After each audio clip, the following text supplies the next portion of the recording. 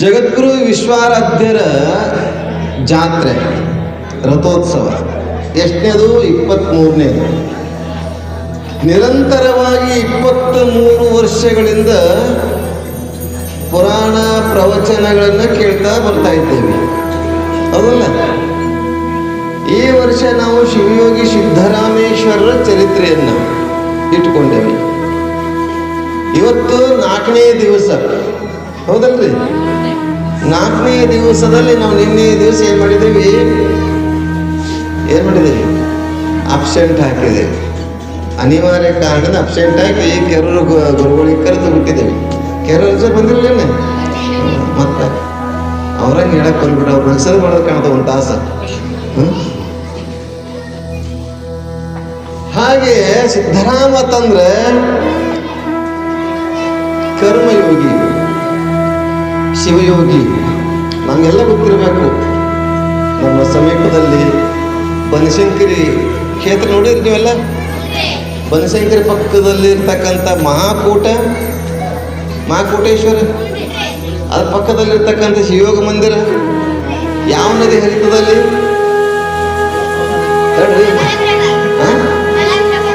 ಅದ ಗೊತ್ತೈತೆ? ಎಲ್ಲ ಗೊತ್ತಿರ್ಬೇಕು. ಹಾಗೆ ಈ ಬನಶಂಕರಿ ಕ್ಷೇತ್ರ ಸುತ್ತಮುತ್ತ ಇದೆ ಆಳಿದ್ದು ಯಾರು ಬರ್ತಾರೆ? ಚಾಲುಕ್ಯರ, ಹೊಯ್ಸಳರು,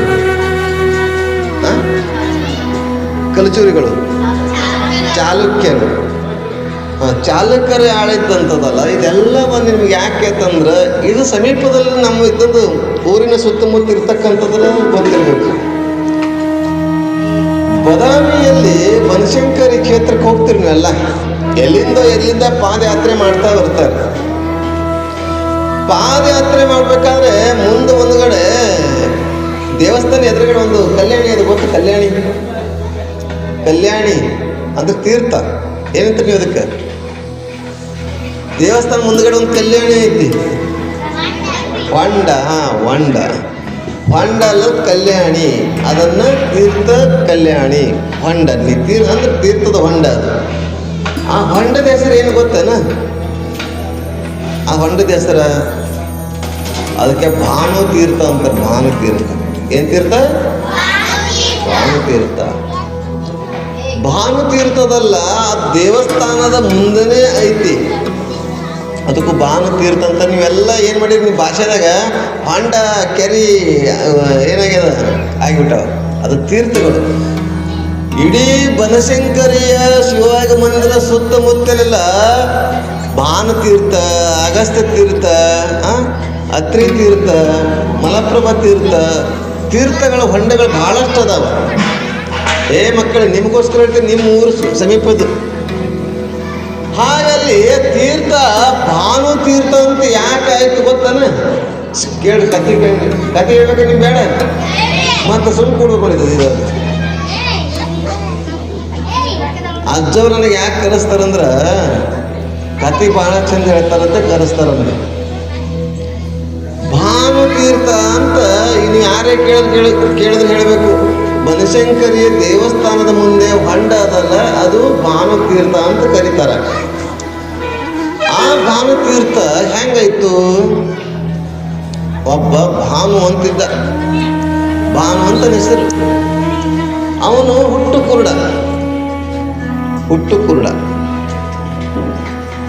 ಕುರುಡನಾಗಿ ಏನು ಮಾಡ್ತಿದ್ದ ಅಂತಂದ್ರೆ ಚಿಕ್ಕ ವಯಸ್ಸಿನಲ್ಲಿಯೇ ತಂದೆ ತಾಯಿಯನ್ನ ಕಳ್ಕೊಂಡ. ಯಾರು? ಭಾನು ಅನ್ನುವಂಥ ವ್ಯಕ್ತಿ. ಹುಡುಗ ಸಣ್ಣ ಮಗುವಿದ್ದಾಗ ತಂದೆ ತಾಯಿನ ಕಳ್ಕೊಂಡ. ಆ ತಂದೆ ತಾಯಿ ತೀರ್ಕೊಳ್ಳುವಾಗ ಏನು ಸೋದರ ಮಾವದರು ಇರ್ತಾರಲ್ಲ, ಅವ್ರ ಕೈಯಾಗಿ ಕೊಟ್ಟು, ನೋಡಪ್ಪ ಅದು ಕಣ್ಣು ಕಾಣಂಗಿಲ್ಲ, ಇದನ್ನು ಜಾಕ್ ಮಾಡ್ರಿ ಅಂತ ಕೊಡ್ತಾರೆ.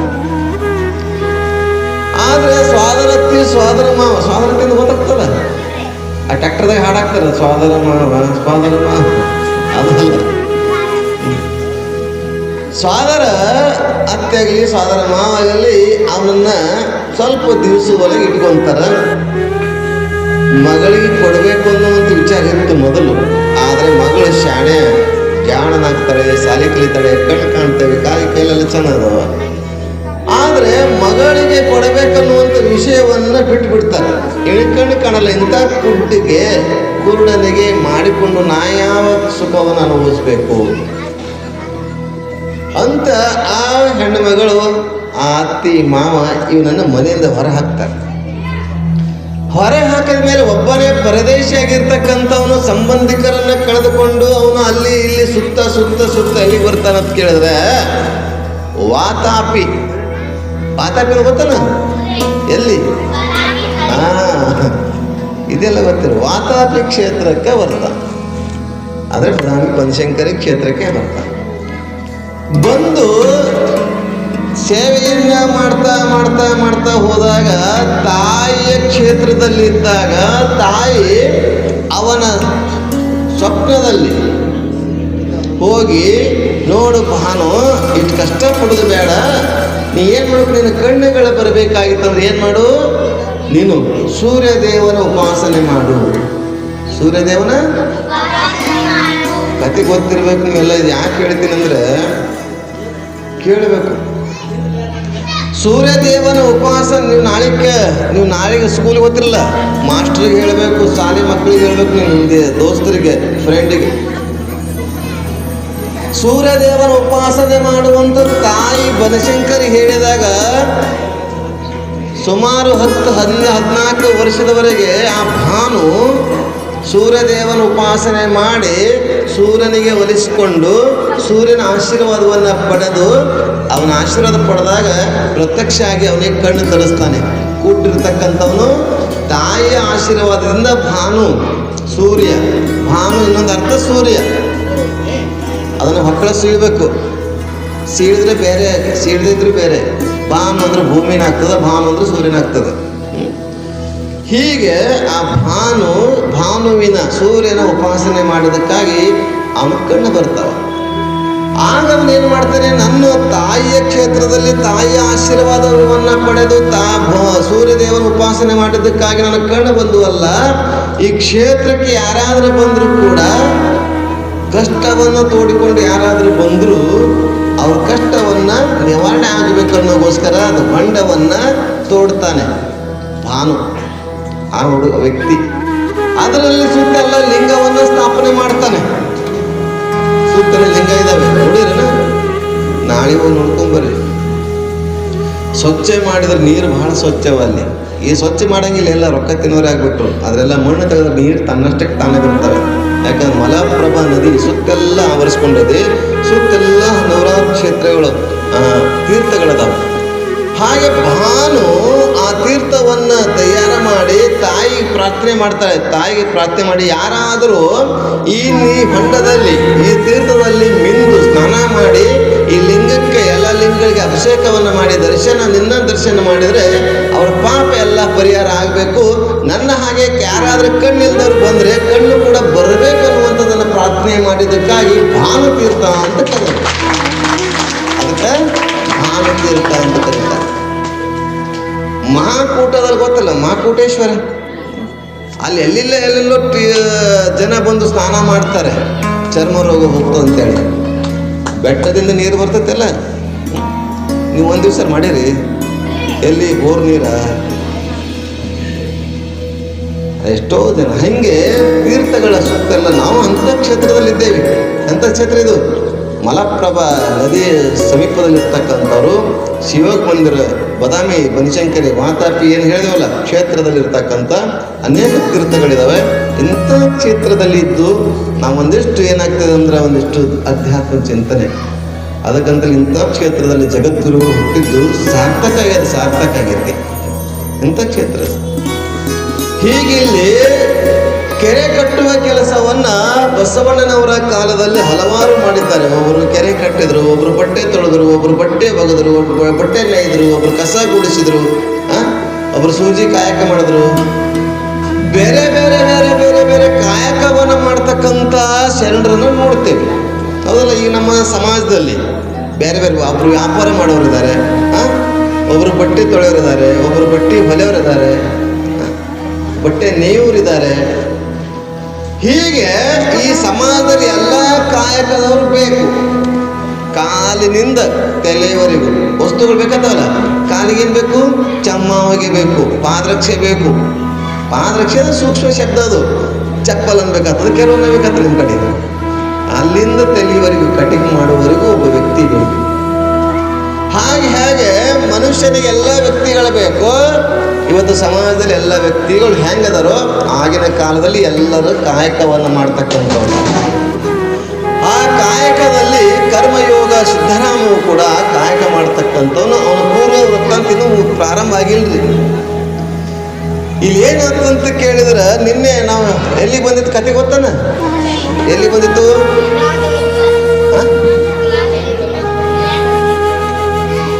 ಏನಂದ್ರೆ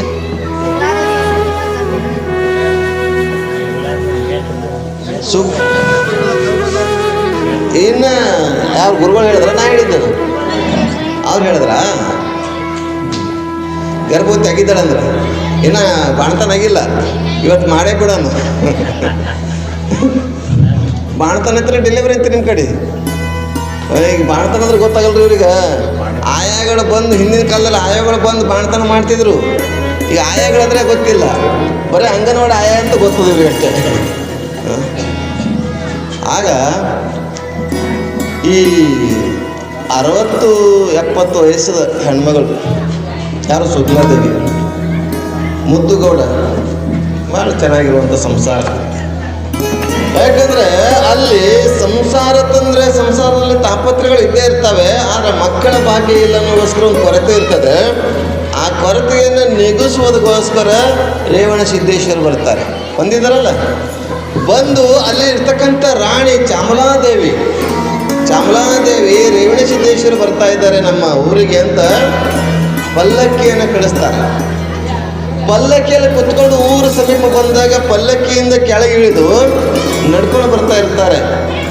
ನಡ್ಕೊಂಡು ಬರುವ ಸಂದರ್ಭದಲ್ಲಿ ಯಾಕೆ ಅಂತ ಕೇಳಿದಾಗ, ಇಲ್ಲಿ ಒಬ್ಬ ಮಹಾನ್ ಪುರುಷ, ಅವತಾರಿ ಪುರುಷ ಹುಟ್ಟುತ್ತಾನೆ, ಜನಿಸ್ತಾನೆ ಅನ್ನುವಂಥದ್ದನ್ನು ಅವರು ಅಲ್ಲಿಗೆ ಹೇಳಿದರು, ನಾನು ಅಲ್ಲಿಗೆ ಹೇಳಿದ್ದೆ. ಹಾಗೆ ಎಲ್ಲಿ ಅಂತ ಕೇಳಿದರೆ ಸೊನ್ನಲಾಪುರದಲ್ಲಿ ಅವತಾರ ಆಗ್ತದೆ.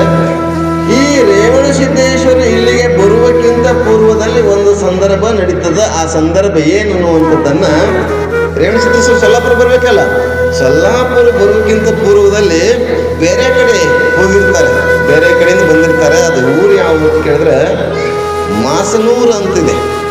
ಆ ಮಾಸನೂರಿಗೆ ಬಂದಿದ್ದು ನೀನು ಹೇಳ್ಯಾರ ನೀವು ಕತೆ. ಮಾಸನೂರಿಗೆ ಬರ್ತಾರೆ. ಆ ಮಾಸನೂರಿಗೆ ಏನು ನಡೀತದೆ ವಿಚಾರ ಅನ್ನುವಂಥದ್ದು ಹಾಡಿನ ಅಂತ ನೋಡು.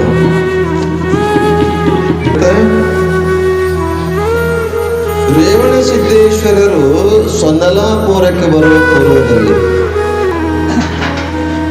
ಮಾಸನೂರಿಗೆ ಹೋಗಿ ಬಂದಿರ್ತಾರೆ. ಮಾಸನೂರಲ್ಲಿ ಒಂದು ಕೆರೆ, ದೊಡ್ಡ ಕೆರೆ, ಮಾಸನೂರು ಕೆರೆ ಅಂತ. ಆ ಕೆರೆ, ಆ ಊರಲ್ಲಿ ಅಂಧಕಾಸೂರ ಅಂತ ರಕ್ಕಸ. ಯಾರು? ಅಂಧಕಾಸೂರ. ರಾಕ್ಷಸ ಅಂದ್ರೆ ಅಂಧಕರು, ಅಜ್ಞಾನ, ತಾಮಸ ಅಂತ. ಆ ಅಂಧಕಾಸೂರ ರಕ್ಕಸ ಆ ಮಾಸನೂರಿನ ಗ್ರಾಮದಲ್ಲಿ ಇದ್ದು, ಅವನಿಗೆ ಏನಾದರೂ ಆದ್ರೆ ಅವನ ರಕ್ತ ಭೂಮಿಗೆ ಬಿದ್ದರೆ ಮತ್ತಂತ ಅವನ ಹಾಗೆ ಮತ್ತೆ ರಕ್ಕಸರು ಹುಡ್ತಿದ್ರಂತ. ಹೆಂಗೆ ರಕ್ತ ಬೀಜಾಸುರ ಇದ್ರು ಹಾಗೆ ಈ ಅಂಧಕಾಸುರ.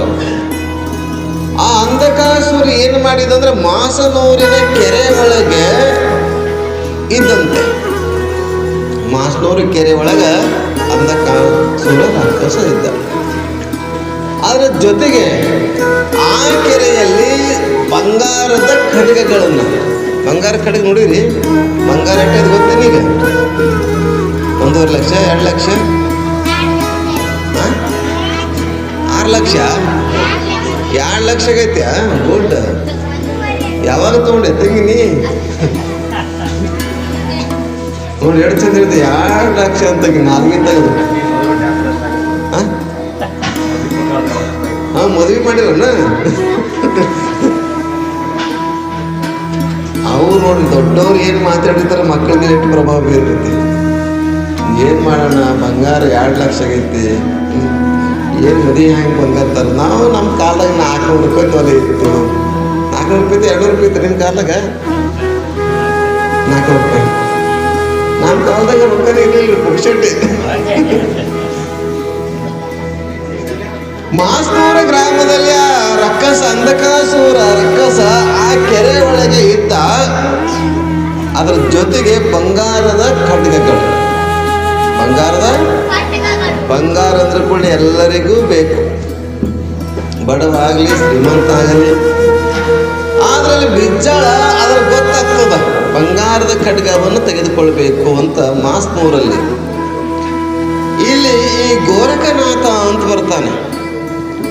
ಆ ಗೋರಖನಾಥನ ಜೊತೆಗೆ ವಿಚಾರವನ್ನ ವಿನಿಮಯ ಮಾಡಿಕೊಂಡು ಚಿಂತನೆ ಮಾಡಿಕೊಂಡು ಈ ಬಂಗಾರದ ಖಡ್ಗವನ್ನು ಹೆಂಗೆ ತಗೋಬೇಕು ಆ ಕೆರೆಯಲ್ಲಿ ಇರ್ತಕ್ಕಂಥ. ಅದಕ್ಕೆ ಕಾವಲುಗಾರ ಯಾರು ಇರ್ತಾರೆ? ಅಂಧಕಾಸು ರಾಕ್ಷಸ.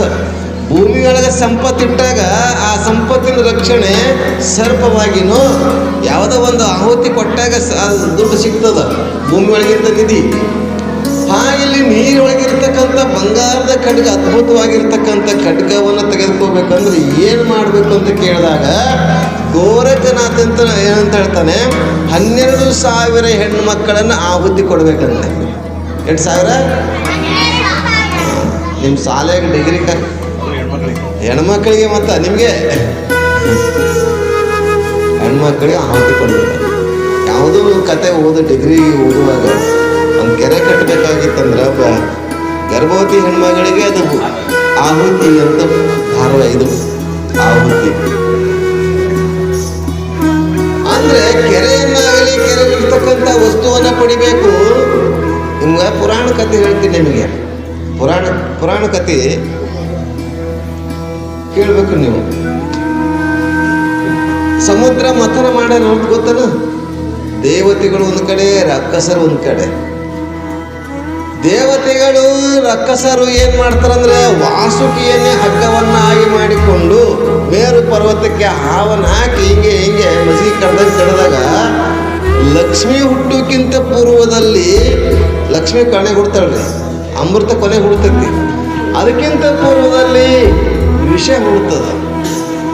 ವಿಷದ ಜೊತೆಗೆ ಇಟ್ಟು ಬೇರೆ ಬೇರೆ ಎಲ್ಲ ವಸ್ತುಗಳು, ಕುದುರೆ, ಆನೆ, ಒಂಟೆ ಎಲ್ಲ ಹುಡ್ತಾ ಇರ್ತಾಳೆ. ಮುತ್ತು ರತ್ನಗಳು. ಕೊನೆಗೆ ಲಕ್ಷ್ಮಿ ಹುಡ್ತಾಳೆ. ಅದಾದ್ಮೇಲೆ ಅಮೃತ ಹುಡ್ತದೆ. ಹಾಗೆ ಲಕ್ಷ್ಮಿನೇ ನಾವು ಪಡಿಬೇಕಾಗಿತ್ತಂದ್ರೆ ಮೊಟ್ಟ ಮೊದಲು ಬರೀತಕ್ಕಂಥ ವಿಷಯವನ್ನು ನಾವು ತಗೋಬೇಕು. ಲಕ್ಷ್ಮಿ ಸಿಗಬೇಕಾದ್ರೆ ನೀವೇನು ಕಷ್ಟಪಡ್ತೀರೋ? ಈಜಿ ಬರ್ತಾಳೆ ಲಕ್ಷ್ಮಿ? ಕಷ್ಟಪಡ್ತೀರಲ್ಲ. ವಿದ್ಯೆ ಬರಬೇಕಾದ್ರೆ ಕಷ್ಟಪಡ್ತೀರೋ? ಹೆಂಗಿದ್ ಬರ್ತೈತಿ? ಯಾವುದನ್ನೇ ಪಡಿಬೇಕಾಗಿತ್ತಂದ್ರೂ ಕೂಡ ಕಷ್ಟಪಡಬೇಕು. ಹಾಗಿಲ್ಲಿ ಅದನ್ನ ಖಡ್ಗವನ್ನೇ ಪಡಿಬೇಕು ಅಂತ ಬಿಜ್ಜಾಳ ಮಾಸ್ನೂರು ಕೆರೆಗೆ 12,000 ಹೆಣ್ಣು ಮಕ್ಕಳನ್ನ ಆಹುತಿ ಕೊಡಬೇಕಂತ ಗೋರಖನಾಥ ಹೇಳ್ತಾನೆ. 12,000ಕ್ಕೆ ಒಂದು ಕಡಿಮೆ ಇತ್ತಂತ ಹೆಣ್ಮಗಳು. ಎಷ್ಟು? 12,000ಕ್ಕೆ ಒಂದು ಕಡಿಮೆ ಅಂದ್ರೆ 11,999 ಒಂದು ಕಡಿಮೆ. ಅದಕ್ಕೆ ಎಲ್ಲ ಬಿಜ್ಜಾಳ ಕಳಿಸ್ತಾನೆ. ಅಲ್ಲಿ ಹುಡುಕ್ಯಾಕ ಕಳಿಸಿದಾಗ ಒಬ್ಬ ರೇವಾಯಿ ಅಂತ ಹೆಣ್ಮಗಳು ಇರ್ತಾನೆ. ರೇವಾಯಿ ಅಂತ, ರೇವಮ್ಮ ಅಂತ ಕರಿತೀವಲ್ಲ, ಹಾಗೆ ರೇವಾಯಿ ಅಂತ ಆ ಕರೆಯೋದು. ರೇವಾಯಿ ಕರ್ಕೊಂಡು ಬರ್ತಾರೆ. ಈಕೆಗೆ ಆಹುತಿ ಕೊಡ್ಬೇಕು ಅನ್ನುವಷ್ಟರಲ್ಲಿ ಈಕೆ ರೇವಣ ಸಿದ್ದೇಶ್ವರ ಶಿಷ್ಯರು.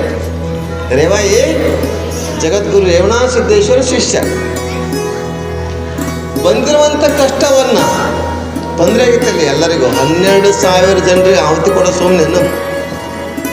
ಆಗ ರೇವಾಯಿಗ ತನ್ನ ಗುರುವರರಾಗಿರ್ತಕ್ಕಂಥ ರೇವಣ ಸಿದ್ದೇಶ್ವರಿಗೆ ಪ್ರಾರ್ಥನೆ ಮಾಡ್ತಾಳೆ. ನೀನು ಒಲಿದರೆ ಕೊರಡುಕೊನೋರುವುದು, ನೀನು ಒಲಿದರೆ ಹೇಳ್ರಿ ಮಕ್ಕಳೇ, ಎಲ್ಲಿದ್ರು ಇದೆ ಬರ್ತೈತಿಲ್ಲ? ನೀನು ಒಲಿದರೆ ಕೊರಡುಕೊನೋರುವುದು, ನೀನು ಒಲಿದರೆ ಬರಡು ವಿಷ ಬರಡು ಅದು ಬರಡು ಹೇನೋದಯ್ಯ, ಬರಡು ಕೊನೋರುವುದಯ್ಯ, ವಿಷವು ಅಮೃತ ಹೋದಯ್ಯ ಅಂತ ಹೇಳಿದ್ರು. ಹಾಗೆ ನೀನು ಒಲಿದೆ ಆದ್ರೆ ಮೂಕಂ ಕರೋತಿ ವಾಚಾಲಂ ಪುಂಗ್ ಲಂಘಯತೆ ಗಿರಿಂ ಯತ್ಕೃಪಃ ತಮಹಂ ಮುಂದೆ ಪರಮಾನಂದ ಮಾಧವಂ.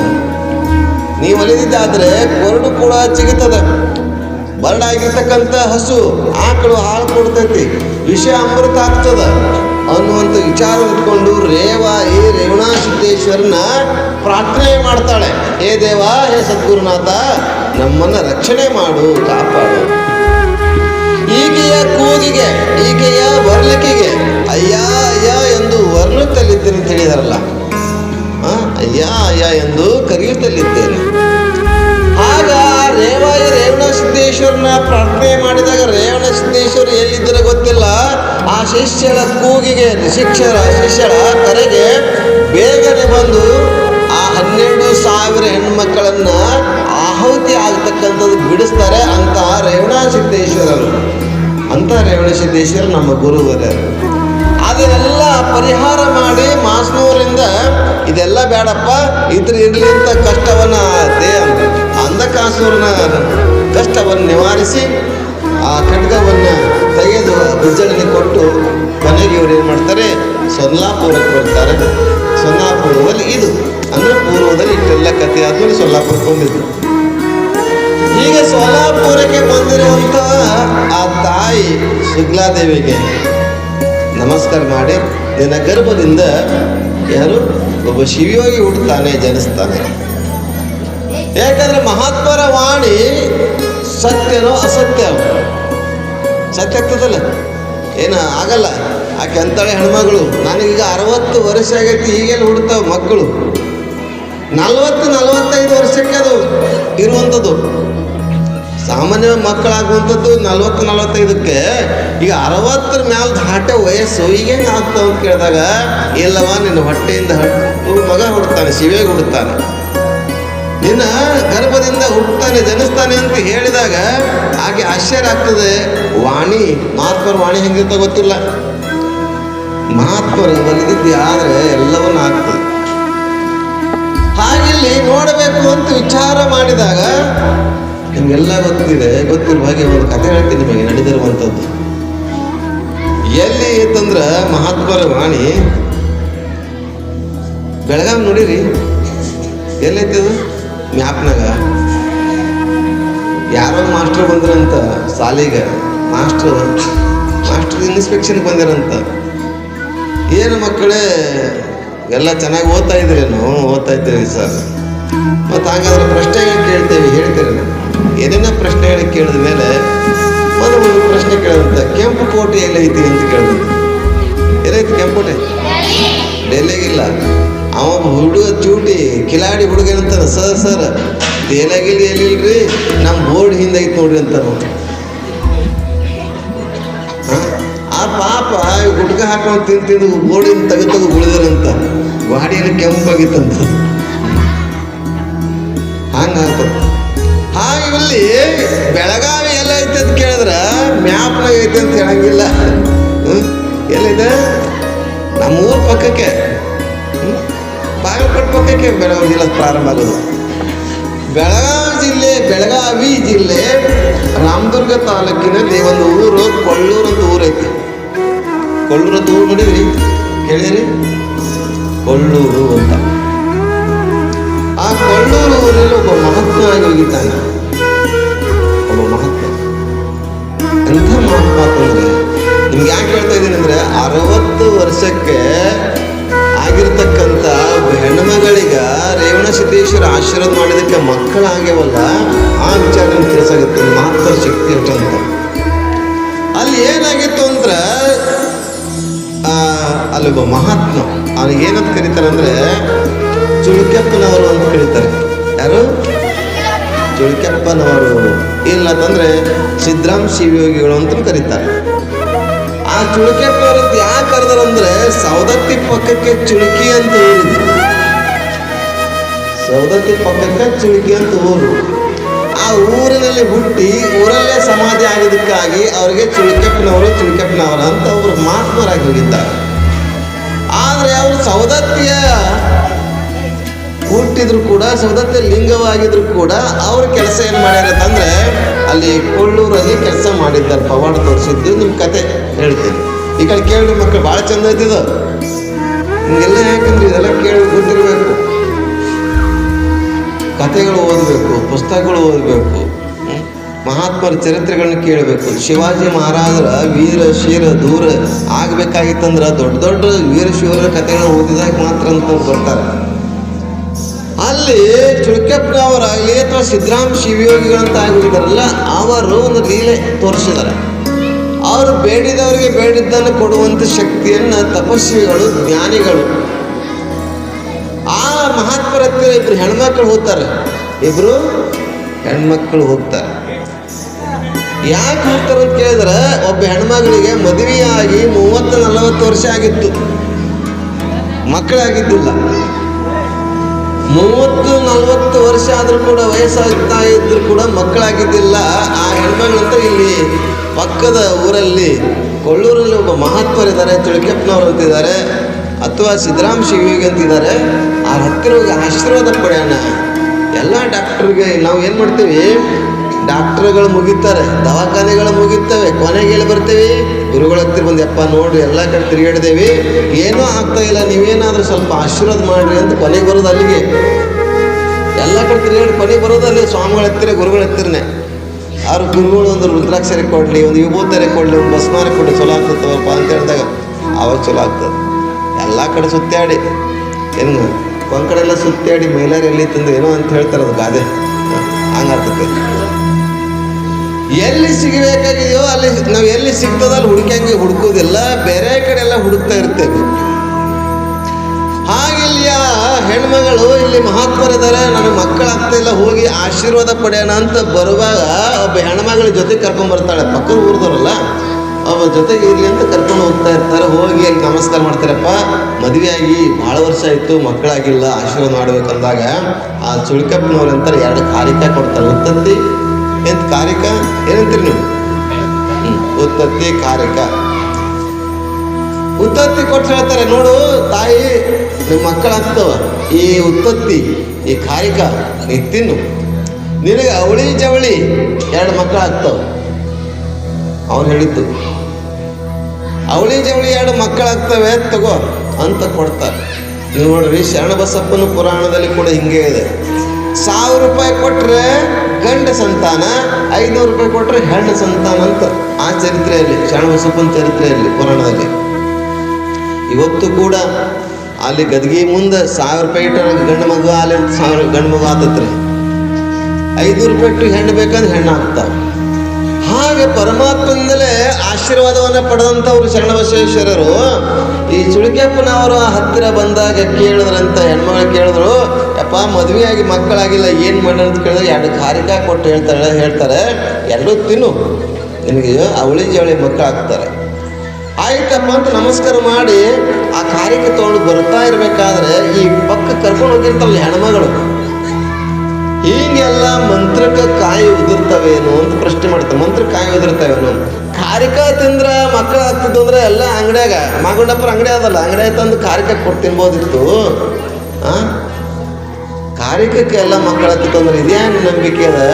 ಇಂಥ ವಿಜ್ಞಾನ ಯುಗ ಅದ, ತಂತ್ರಜ್ಞಾನ ಯುಗ ಅದ, ಕಾರಿಕಲ್ ಮಕ್ಕಳಂಗೆ ಆಗ್ತವ, ನೀನಿಗೆ ನಂಬ್ತೀಯೇನು ಅಂತ ಹುಚ್ಚಿ ಅಂತ ಈ ಮಕ್ಕಳಕ್ಕಿದ್ದಕ್ಕೆ ಕರ್ಕೊಂಡೋಗಿರಲ್ಲ ಆಕೆ ಹೆಣ್ಮಗಳು. ಆಕೆ ಅಂದ್ಕೊಳ್ಳೋಕ್ಕಿಂತ ಮೈಂಡ್ ಔಟೇ ಐತ್ರಿ. ಮತ್ತು ಕಾರಿಕಲ್ ಮಕ್ಕಳು ಆಗ್ತಿದ್ರೆ ಮದುವೆನೇ ಯಾಕಾಗಬೇಕು? ಸಮಸ್ಯೆ ಆಗ್ತದೆ.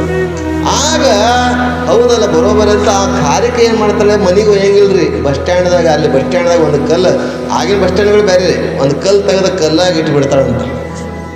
2 ಕಾರಿಕ ಅಲ್ಲಿ ಕಲ್ಲಾಗಿಟ್ಟು ಈಕೆ ಮನೆಗೆ ಬಂದುಬಿಡ್ತಾಳೆ. ಬಸ್ ಹತ್ತಿ ಕೊನೆಗೆ ಏನಾಗ್ತಂತಂದ್ರೆ ಸ್ವಲ್ಪ ದಿವಸ ಹೋದ ಮೇಲೆ, ಕಳೆದ ಮೇಲೆ ಈ ಮಕ್ಕಳು ಬೇಕಂತ ಹೋಗಿದ್ದಾಳೆ ಹೆಣ್ಮಗಳು, ಆಕೆ ಕನಸು ಬೀಳಾಗತ್ತು ಅಂತ. ಕನಸಾಗ ಏನೋ ಮಕ್ಕಳು ಕಾಣಂಗಾಗೋದು, ಮಕ್ಕಳು ಹತ್ತಂಗಾಗೋದು, ಹಿಂಗೆ ಕನಸು ಬೀಳಾಗತ್ತ. ಕನಸು ಬೀಳಾಗತ್ತು, ಏನು ಮಾಡ್ಬೇಕು? ಹಿಂಗೆ ಮಕ್ಕಳು ಕನಸು ಎಲ್ಲಿ ಮಲ್ಕೊಂಡ ಕನಸ್ನಾಗ ಮಕ್ಕಳು ಬರಂಗಾಗೋದು, ಹತ್ತಂಗಾಗೋದು, ಇದೇನದಲ್ಲ ಅಂತ ವಿಚಾರ ಮಾಡಿ ಮತ್ತೆ ವಾಪಸ್ ಸ್ವಲ್ಪ ದಿವಸ 9-10 ತಿಂಗಳಾಗಿದ್ರೆ ಅಟ್ಟದ ಮತ್ತೆ ಬಂದು ಇಲ್ಲಿ ಈ ಗುರುಗಳ ಹತ್ತಿರ, ಮತ್ತು ಚುಳ್ಕೆಪ್ಪನವ್ರ ಹತ್ತಿರ, ಯಪ್ಪ ನೀನು ಹತ್ತಿರ ಬಂದು ಹೋಗಿದ್ದೆ 1 ವರ್ಷದಿಂದ, ಮಕ್ಕಳೇ ಆಗಿಲ್ಲ, ಆದ್ರೆ ಅದನ್ನು ಕನಸಲ್ಲಿ ಮಕ್ಕಳು ಬಂದಂಗೆ ಕನಸು ಬೀಳತೈತಿ, ಹತ್ತಂಗೆ ಕನಸು ಬೀಳತೈತಿ, ಏನು ಮಾಡೋಣ ತಂದಾಗ ಇಲ್ಲವ ನಿನಗೆ ಮಕ್ಕಳ ಭಾಗ್ಯ ಕೊಟ್ಟಿದ್ದ, ನೀ ಕಾರಿಕ ತಿಂದಿ ಏನು ಅಂತ ಕೇಳಿದಾಗ ಇಲ್ಲಪ್ಪ ನಾ ಮೊದಲು ಹ್ಞೂ ಅಂತಾಳೆ. ಮೊದಲು ಹೆಣ್ಮ ಅದಕ್ಕೆ ಹೇಳಿದಾರೆ, ಗುರುಗಳ ಮುಂದೆ, ಡಾಕ್ಟರ್ ಮುಂದೆ, ಹಿರಿಯರ ಮುಂದೆ ಸುಳ್ಳು ಹೇಳಬಾರ್ದಂತ. ಆ ಹೆಣ್ಮಗಳು ಹ್ಞೂ ಅಂತಾಳೆ, ಇಲ್ಲ ನೀ ತಿಂದಿಲ್ಲವ ಅಂತ. ಆಗ ಒಪ್ಕೊಂಡಿಲ್ಲ, ನೀವು ಕಾರಿಕ ಕೊಟ್ಟಿದ್ದ ಈಕಿಗೆ ಮತ್ತೆ ಕರ್ಕೊಂಬಂದಿಳ ಜೊತೆಗೆ ಗೆಳತಿಗೆ.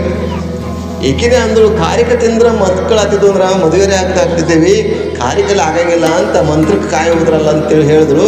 ಅದಕ್ಕೆ ಅಲ್ಲಿ ಬಸ್ ಸ್ಟ್ಯಾಂಡ್ದಾಗ ವಾಡ್ಯಾಗ ಕಲ್ಲಾಗಿ ಇಟ್ಟಿನ್ರಿ ಅದನ್ನು, ಹೋಗಿ ತೊಗೊಂಬ ಕಾರಿಕ ಅದ ಹೋಗಿ ಮಕ್ಕಳು ಅಂತೇಳಿ. ಆನಂತರ ಆಗ ಕಾರಿಕ ಇಟ್ಟಿದ್ದು ಹುಳಾರ ಹತ್ತಿರಬೇಕು, ಏನ್ರಾಗಿರ್ಬೇಕಪ್ಪ, ಅಲ್ಲೇ ಹಾಕಿರ್ತಾವ, ಹೋಗು ಅಲ್ಲೇ ಅದಾವ ಮಕ್ಕಳು ಅಂತ ಹೇಳ್ತಾರೆ. ಆಗ ನೋಡಬೇಕು ಅಂತ ಈ ಚುಳ್ಕೆಪ್ಪನವರು ಹೇಳಿದ್ದ ವಾಣಿಯನ್ನು ನೋಡಬೇಕು ಅಂತ ಹೆಣ್ಣು ಮಗಳು ಓಡೋಡಿ ಬಂದು ಎಲ್ಲಿ ಕಾರಿಕ ಇಟ್ಟು, ಒಂದು ವರ್ಷದಿಂದ ಎಲ್ಲಿ ಕಾರಿಕ ಇಟ್ಟಿರಲ್ಲ ಆ ಕಲ್ಲನ್ನು ತೆಗೆದು ನೋಡ್ತಾಳೆ. 2 ಜೋಡಿ ಅವಳಿಗಳ ಮಕ್ಕಳು ಅಲ್ಲಿ ಆಟ ಆಡ್ತಾ ಇದ್ವು. ಇದು ಮಹಾತ್ಮನ ವಾಣಿ. ಇದು ಆಗಿರುವಂಥದ್ದು ಇಲ್ಲೇ ಬೆಳಗಾವಿ ಜಿಲ್ಲೆ, ಯಾರು ರಾಮದುರ್ಗ ತಾಲೂಕು ಕೊಳ್ಳೂರು ಗ್ರಾಮದಲ್ಲಿ ಸಿದ್ದರಾಮ ಶಿವಯೋಗಿಗಳು ಅಂತ ಕರೀತಾರೆ, ಸುಳಿಕೆಪ್ಪನವರು ಅಂತ ಕರೀತಾರೆ. ಈ ಸವದತ್ತಿ ಯಾತ್ರೆಗೆ ಹೋಗಬೇಕಾದ್ರೆ ಅಲ್ಲಿ ಗದಗಿ ಅಲ್ಲಿ ಸಮಾಧಿ ಇದೆ, ಅಲ್ಲೇ ಇದ್ದು ಒಂದು ಪ್ರಸಾದ ಇಟ್ಟು ಮಾಡ್ಕೊಂಡು ಹೋಗುವಂತ ನೋಡ್ತೇವೆ. ಯಾರ ಸವದತ್ತಿ ಹೋದ್ರೆ ನೋಡ್ರಿ, ಚುಳ್ಕಿ ಸ್ವಾಮಿ ಅಥವಾ ಚುಳ್ಕಿ ಗದಗಿ ಇದೆ ಅಲ್ಲಿ ಊರಲ್ಲಿ ಅಂಥ ಪವನ. ಹಾಗೆ ರೇವಣ ಸಿದ್ದೇಶ್ವರ ಆಶೀರ್ವಾದ ಮಾಡಬೇಕಾಗಿತ್ತಂದ್ರೆ 60-70 ಸಮೀಪ ಇದ್ರೂ ಕೂಡ ಮಹಾತ್ಮ ನಾವು ವಿಜ್ಞಾನಕ್ಕೆ ಕೂಡ ಹೊರತು. ವಿಜ್ಞಾನ ಏನು ಹೇಳ್ತದೆ, 40-45 ವರ್ಷಕ್ಕಾಗ್ತು ಅಂದ್ರೆ ರೇವಣ ಸಿದ್ದೇಶ್ವರ ಮಹಾತ್ಮರ ಆಶೀರ್ವಾದ ಇದೆಯಲ್ಲ, ಅದು ಯಾವಾಗಲೂ ಆಶೀರ್ವಾದ ಇರ್ತದೆ. ಏನು ಅಂದಿದ ಆಗ್ತಕ್ಕಂಥ ಶಕ್ತಿ ಅವರಲ್ಲಿರ್ತದೆ. ಆಗ ಗರ್ಭವತಿ ಆಗ್ತಾಳೆ, ಆ ಮಹಾತ್ಮರ ಆಶೀರ್ವಾದದಿಂದ ಮಗುವಿನ ಜನನ ಆಗ್ತದೆ. ಮಗುವಿನ ಜನನ ಆದಮೇಲೆ ಏನಾಗ್ತದೆ ನೋಡೋಣ, ಒಂದು ಹಾಡಿನ ಅಂತಾರೆ. ಭಗವಂತ ಇದ್ದಾನೆ, ಭಗವಂತನ ಸ್ವರೂಪಿಯಾಗಿರ್ತಕ್ಕಂಥ ಸದ್ಗುರುನಾಥ ಇದ್ದಾನೆ. ನಮ್ಮೆಲ್ಲ ಚಿಂತೆಯನ್ನ ಕಳೆದು ನಿಶ್ಚಿಂತೆಯಿಂದ ಇರುವ ಹಾಗೆ ಮಾಡ್ತಾನೆ. ಜಗತ್ತಿಗೆ ಚಿಂತೆ ಬಹಳಷ್ಟು ಇರ್ತಾವೆ. ಯಾವ ಚಿಂತೆ, ಯಾವ ಕಷ್ಟ ಯಾವ ಮಹಾತ್ಮನಿಂದ ಆಗ್ತದೋ ಎನ್ನುವಂಥ ಚಿಂತೆಯನ್ನ ಪ್ರತಿಯೊಬ್ಬರಲ್ಲಿ ಇರ್ತದೆ. ಸಿದ್ದರಾಮ ಶಿವಯೋಗಿಗಳು ಹುಟ್ಟುವಕ್ಕಿಂತ ಪೂರ್ವದಲ್ಲಿ ಸುಗ್ಲಾದೇವಿಯ ಗರ್ಭದಲ್ಲಿ ಶಿಶು ಬೆಳೀತಾ ಇದ್ದಾನೆ. ರೇವಣ ಸಿದ್ದೇಶ್ವರ ಆಶೀರ್ವಾದ ಮಾಡಿ ಹೋಗಿದ್ದಾನೆ. ಇವರು ಮೂಲತಃ ಸುಗ್ಲಾದೇವಿ ಮೂಲತಃ ಗಂಧರ್ವರು, ಊರ್ಧ್ವಶಿರ ಅದ್ರಿಶಿರ. ಅದ್ರಿಶಿರ ಊರ್ಧ್ವಶಿರ ಎನ್ನುವಂಥ ಗಂಧರ್ವರಿಗೆ ಭೃಂಗಿ, 3 ಕಾಲಿನ ಭೃಂಗಿಯನ್ನು ನೋಡಿ ಅಪಾಸ್ಯವನ್ನ ಮಾಡಿ, ನೀವು ಭೂಲೋಕದಲ್ಲಿ ಮನುಷ್ಯರಾಗಿ ಹುಟ್ಟ್ರಿ, ಜನಿಸ್ರಿ ಅಂತ ಹೇಳಿರ್ತಾರೆ. ಆದರೆ ಅದು ಶಾಪ ವಿಮೋಚನೆ ಯಾವಾಗ ಆಗ್ತದೆ ಅಂತ ಕೇಳಿದ್ರೆ 60 ವಯಸ್ಸಾದರೂ ಆಗಿದ್ದಿಲ್ಲ. 60 ವರ್ಷದ ನಂತರ ರೇವಣ ಸಿದ್ದೇಶ್ವರ ಬಂದು ಆಶೀರ್ವಾದವನ್ನ ಮಾಡಿದಿ, ಅದರಿಂದ ಪರಿಹಾರ ಮಾಡ್ತಾರೆ. ಭೃಂಗಿ ಹೇಳಿರ್ತಾನೆ, ನಿಮಗೆ ಶಾಪ ವಿಮೋಚನೆ ಆಗಬೇಕಾಗಿತ್ತಂದ್ರೆ ನಿಮ್ಮ ಗರ್ಭದಲ್ಲಿ ಮಹಾತ್ಮ ಹುಟ್ಟಿದಾಗ ಮಾತ್ರ.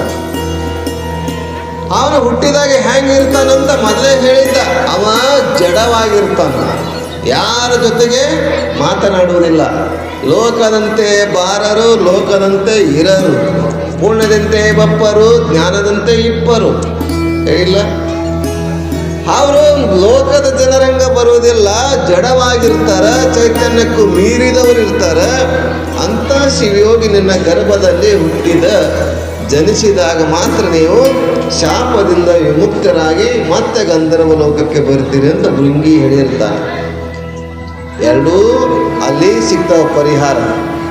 ಭೃಂಗಿ ಹೇಳಿದ್ದು ಪರಿಹಾರ ಸಿಗ್ತದ, ರೇವಣ ಸಿದ್ದೇಶ್ವರ ಆಶೀರ್ವಾದ ಸಿಗ್ತದೆ. ಇಲ್ಲಿ ಗರ್ಭವತಿ ಬಯಕೆಗಳು ಸಾಕಷ್ಟು ಇರ್ತವೆ, ಹೌದಲ್ಲ? ಅವೆಲ್ಲ ಪುರಾಣದಲ್ಲಿ ಬೇರೆ ಬೇರೆ ಶಾಸ್ತ್ರಗಳು ಬೇರೆ ಹೇಳ್ತಾರೆ, ನಾವೇನು ಹೆಚ್ಚಿಗೆ ಅದು ಬೆಳೆಸಂಗಿಲ್ಲ. ಅಂತ ತಾಯಿಯ ಗರ್ಭವತಿ ಇದ್ದಾಗ ನೀವೆಲ್ಲ ಕೂಡ ಅಷ್ಟೇ ವಿಚಾರ ಮಾಡಬೇಕು.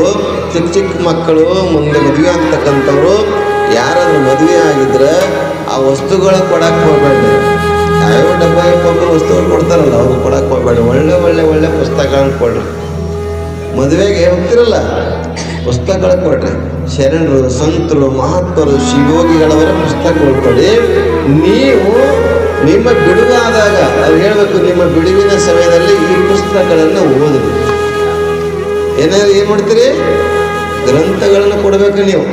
ನಿಮ್ಮ ಸ್ನೇಹಿತರಿಗೆ ವಾಚ್ ಕೊಟ್ಟೆನೋ, ಮೊಬೈಲ್ ಕೊಟ್ಟೇನೋ ಅಂತ ಕೊಡಬಾರ್ದು, ಬಾಂಡ ಸಾಮಾನು ಕೊಟ್ಟೇನೋ ಅಂತ. ನೀವು ನಿಮ್ಮ ಸಮಯ ಸಿಕ್ಕಾಗ ಪುಸ್ತಕ ಓದ್ರಿ, ಜ್ಞಾನ ಪಡೆಯಿರಿ. ಯಾಕಂದ್ರೆ ಜ್ಞಾನದಿಂದಲೇ ಯಹು, ಜ್ಞಾನದಿಂದಲೇ ಪರಹು, ಜ್ಞಾನವೇ ಸಕಲ ಸಂಪದವಕ್ಕೂ ಸರ್ವಜ್ಞ. ನಹಿ ಜ್ಞಾನೇನ ಸದೃಶಂ. ಹಾಗೆ ನಾವು ಈಗಿಂದ ಪುಸ್ತಕಗಳನ್ನು ಓದ್ತಾ ಗ್ರಂಥಗಳನ್ನು ಓದ್ತಾ ಹೋದ್ರೆ ಮುಂದೆ ಮಕ್ಕಳಾಗ್ತಕ್ಕಂಥ ಸಂದರ್ಭದಲ್ಲಿ ಕೂಡ ಒಳಗಿರ್ತಕ್ಕಂಥ ಭ್ರೂಣ ಶಿಶು ಒಳಗೆ ಬೆಳೀತಾ ಇರ್ತದಲ್ಲ, ಆಗ ಅದರ ಸಂಸ್ಕಾರವನ್ನು, ಜ್ಞಾನದ ಸಂಸ್ಕಾರವನ್ನು ಬರ್ತದೆ. ಜ್ಞಾನದ ಸಂಸ್ಕಾರವನ್ನು ಬೇಕು ಅಂತಂದಾಗ ಇದೆಲ್ಲವನ್ನ ಗರ್ಭವತಿ ಇದ್ದಾಗ, ಅಭಿಮನ್ಯು ತಾಯಿಯ ಹೊಟ್ಟೆಯಲ್ಲಿದ್ದಾಗ ಚಕ್ರವ್ಯೂಹದ ವಿದ್ಯೆಯನ್ನು ಕಲ್ತಿದ್ದ. ಹಾಗೆ ನಾವು ಕೂಡ ನಮ್ಮ ಮಕ್ಕಳಿಗೆ ಜ್ಞಾನವನ್ನು ಬೋಧನೆ ಮಾಡಬೇಕು. ಹಾಗೆ ಗರ್ಭವತಿ ಇದ್ದಾಗ ದೇವಸ್ಥಾನಗಳ ದರ್ಶನ, ಗುರುವಿನ ದರ್ಶನ, ಪುಣ್ಯಕಥೆಗಳು ಓದೋದು, ಪುಣ್ಯಕ್ಷೇತ್ರಕ್ಕೆ ಹೋಗೋದು, ಇವೆಲ್ಲ ಬಯಕೆಗಳಿರಬೇಕು. ನಾವು ಪುಣ್ಯಕ್ಷೇತ್ರಕ್ಕೆ ಹೋಗಂಗಿಲ್ರಿ. ನಾವೇನು ಮಾಡ್ತೀವಿ? ಪಿಕ್ಚರ್ ಟಾಕೀಸ್ಗೆ ಹೋಗೋದು, ದೊಡ್ಡ 5 ಸ್ಟಾರ್ ಹೋಟೆಲ್ಗೆ ಹೋಗೋದು. ನಿಮ್ಮ ಕಡೆ ಮಾಡಲ್ಲ, ನಮ್ಮ ಕಡೆ ಹೇಳ್ಬೇಕಿನ ಕತೆ. ಆ ಪಾಪ ಕಲಬುರಗಿಯಲ್ಲಿ ರಾಮ ಮಂದಿರ ಅಂತ ಐತ್ರಿ, ರಿಂಗ್ ರೋಡಿಗೆ. ನಮ್ಮ ಅಣ್ಣವ್ರು ಬಂದಾರ. ಕಲಬುರಗಿ ಹೊರಗಡೆ ರಿಂಗ್ ರೋಡ್ ಅದ, ರಾಮ ಮಂದಿರ ಅಂತ. ರಾಮ ಮಂದಿರಕ್ಕೆ ಅಂತ ಸಾಯಂಕಾಲ ರಾಮ ಮಂದಿರ ಎಲ್ಲಿ ಹೋಗಿರ್ತಮ್ಮ, ಎಲ್ಲಿ ಹೋಗ್ತಿರ್ತೀವಿ? ರಾಮ ಮಂದಿರಕ್ಕೆ ಹೋಗ್ತೀವಿ. ರಾಮ ಮಂದಿರಕ್ಕೆ ಹೋಗ್ತಂದ್ರೆ ರಾಮನ ಮೇಲೆ ಭಕ್ತಿ ಮಾಡಕ್ಕೆ ಹೋಗ್ತಾರಂತ ನಾವು ತಿಳ್ಕೊಂಡಿದ್ದೀವಿ. ಆದ್ರೆ ರಾಮ ಮಂದಿರ ಹತ್ರ ಪಾನಿಪುರಿ, ಗೋಜಿ, ಬಹಳಷ್ಟು ಅಂಗಡಿ ಅವ. ಅವ್ರು ತಿನ್ನಕ್ಕೆ ಹೋಗಿರ್ತಾರೆ. ಇವರು ಹೆಸರು ರಾಮ ಮಂದಿರಕ್ಕೆ ಹೋಗಿದ್ದೀವಿ ಅಂತ ಹೇಳ್ತಾರೆ. ದೇವಸ್ಥಾನದಾಗ ಯಾರೇ ಇಲ್ರಿ, ದೇವಸ್ಥಾನ ಹೊರಗಡೆ ಕ್ಯಾಂಟೀನ್ ಇರ್ತಾವ, ಅಲ್ಲೇ ಇರ್ತಾರೆ ಜನ. ಹಾಗ ಆಗಬಾರ್ದು. ದೇವರ ಹೆಸರನ್ನು ಹೇಳಿ ದೇವರಿಗೆ ಹೋಗಬೇಕು. ಹಾಗೆಲ್ಲ ತಾಯಿ ಸಿದ್ದರಾಮ ಒಳಗೆ ಬೆಳೀತಾ ಇದ್ದಾನೆ. 9, 8, 9, 10 ತಿಂಗಳು ಆಗ್ತಾ ಇದೆ. ಗರ್ಭವತಿ ಆಕೆಯ ಬಾಣ್ತನ ಹೇರಿಗೆ ಆಗ್ತದ, ಡಿಲಿವರಿ ಆಗ್ತದ. ಬಾಣ್ತನ, ಹೇರಿಗೆ, ಡಿಲಿವರಿ ಮತ್ತು ಬೇರೆ ಬೇರೆ ತಿಳ್ಕೊಂಡ್ರಿ ನೀವು. ಕಲಬುರಗಿ ಬೇರೆ ಮತ್ತು ಗುಲ್ಬರ್ಗ ಬೇರೆನಾ? ಕಲಬುರಗಿ ಬೇರೆ, ಗುಲ್ಬರ್ಗ ಬೇರೆ ರೀ. ಕಲಬುರಗಿಯಿಂದ ಗುಲ್ಬರ್ಗಕ್ಕೆ ಹೋಗ್ಬೇಕಾದ್ರೆ 100 ಕಿಲೋಮೀಟ್ರ್ ಐತಿ. ಹಿಂಗ ಒಂದೇನೇದು ಶಬ್ದವನ್ನು ಎಲ್ಲ ಗೊತ್ತಿರ್ಬೇಕು. ಕನ್ನಡ, ಇಂಗ್ಲೀಷ್, ಉರ್ದು, ಹಿಂದಿ, ಮರಾಠಿ. ಅವು ಡೆಲಿವರಿ ಆಯಿತು, ಒಳ್ಳೆಯ ಮಗು. ನಮ್ಮಂಗೆ ಕಿಡ್ಲಿ ಮಾಡ್ತಾವಲ್ಲ, ಹಿಂಗೆ ಇದ್ದು ಅವನು. ಅವು ಹಂಗಿರ್ಲಿಲ್ಲ. ಒಳ್ಳೆಯ ಅವನು ಬಂದರೆ, ಅವನು ಜನಿಸಿದ ಕೂಡಲೇ ಹಕ್ಕಿಗಳ ಕಲರವ, ನದಿಗಳ ಕಲರವ. ಒಂದು ಪ್ರಕೃತಿಯಲ್ಲಿ ಸೌಂದರ್ಯವೇ ಬೇರೆ. ನೀವು ಪ್ರಭುಲಿಂಗ ಲೀಲೆಯನ್ನು ನೋಡಿದರೆ, ಮಾಯಾದೇವಿ ಜನಿಸಿದ್ರೆ ಎಲ್ಲ ಕಡೆ ಚಿತ್ತ ಚಂಚಲ, ಋಷಿ ಮುನಿಗಳ ಚಿತ್ತ ಚಂಚಲ ಆಗಿತ್ತು. ಮಾಯಾದೇವಿ ಹುಟ್ಟಿದಾಗ ತಪಸ್ವಿಗಳ ತಪಸ್ಸು ಭಂಗ ಆಗಿತ್ತು. ಆದರೆ ಮಹಾದೇವಿ ಹುಟ್ಟಿದ್ರೆ ಒಳ್ಳೆಯ ವಾತಾವರಣ ಸೃಷ್ಟಿಯಾಗಿತ್ತು. ಅಂಥ ಸಿದ್ದರಾಮ ಹುಟ್ಟಿದಾಗ ಎಲ್ಲ ಕಡೆ ತಪಸ್ವಿಗಳಿಗೆ ಆನಂದವೇ ಆನಂದ, ಪರಿಸರವೇ ಬದಲಾವಣೆ. ನೀವೆಲ್ಲ ನೋಡ್ತೀರಿ.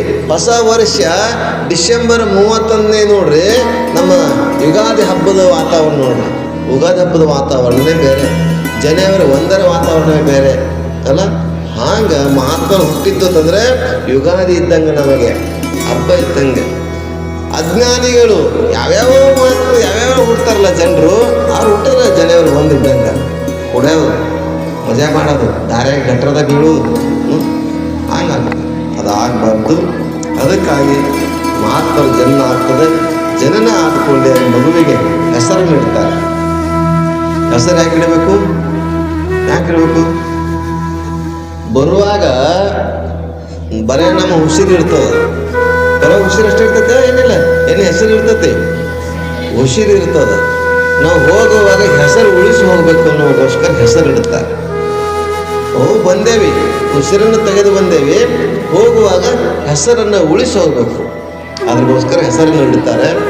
ಆ ಹೆಸರು ಮನೆಯ ದೇವರಾಗಿರ್ತಕ್ಕಂಥ ಧೂಳಿ ಮಾಕಾಳ. ಯಾರು? ಧೂಳಿ ಮಾಕಾಳ ಮನೆ ದೇವರು. ಮನೆ ದೇವರನ್ನ ಹೆಸರಿಡ್ತಾರೆ. ಆದರೆ ರೇವಣ ಸಿದ್ದೇಶ್ವರ ಹೇಳಿರ್ತಾರೆ, ನಿಮಗೆ ಹುಟ್ಟಿರ್ತಕ್ಕಂಥ ಮಗುವಿಗೆ ಸಿದ್ದೇಶ್ವರ ಸಿದ್ದರಾಮ ಅಂತ ಇಡು ಅಂತ ಹೇಳಿರ್ತಾರೆ. ಆದರೂ ಕೂಡ ಧೂಳಿ ಮಾಕಾಳ ಅಂತ ಕರೀತಾರೆ. ಯಾವಾಗ ಧೂಳಿ ಮಾಕಾಳ ಅಂತ ಕರಿತಿದ್ರು ತಂದೆ ತಾಯಿಗಳು ಸಂಬಂಧಿಕರು, ಆಗ ನೋಡ್ತಿದ್ದಿಲ್ಲ. ಸಿದ್ದರಾಮ ಅಂತ ಕರೆದಾಗ ನೋಡ್ತಿದ್ದಂತೆ. ನೀವೆಲ್ಲ ನಿಮ್ಮ ಮಕ್ಕಳು ನೋಡ್ತೀರಿ ಮನೆಯಲ್ಲೆಲ್ಲ, ಅವ್ನಿಗೆ ಇಷ್ಟವಾದಂಥ ಹೆಸರು ಕರೆದ್ರೆ ಅವ್ನು ನೋಡ್ತದ ಮಗು. ಯಾವುದೇ ಹೆಸರು ಕರೆದ್ರೆ ನೋಡ್ತಿದ್ದಿಲ್ಲ. ಹಂಗೆ ಧೂಳಿ ಮಾಕಾಳ ಅಂತ ಕರೆದ್ರೆ ನೋಡ್ತಿದ್ದಿಲ್ಲ, ಸಿದ್ದರಾಮ ಅಂದರೆ ನೋಡ್ತಿದ್ದ. ಮಗು ಬೆಳೀತಾ ಬೆಳೀತಾ ಒಳ್ಳೆಯ ಸಂಸ್ಕಾರವನ್ನು ಕೊಡ್ತಾ ಹೋಗ್ತಾರೆ. ಅದ್ರ ಜೊತೆಗೆ ಅವನು ಯಾರ ಜೊತೆಗೆ ಮಾತನಾಡೋದಿಲ್ಲ, ಸಾಲಿ ಕಳಿಸ್ತಾರೆ, ಏನೇನು ಮಾಡ್ತಾರೆ ಅನ್ನುವಂಥ ವಿಷಯವನ್ನು ನಾಳೆ ನೋಡೋಣ ಅಂತ ಹೇಳುತ್ತಾ ಇವತ್ತಿನ ಈ ಪ್ರವಚನ ಕಾರ್ಯಕ್ರಮಕ್ಕೆ ಮಹಾಮಂಗಳವನ್ನು ಹೇಳೋಣ.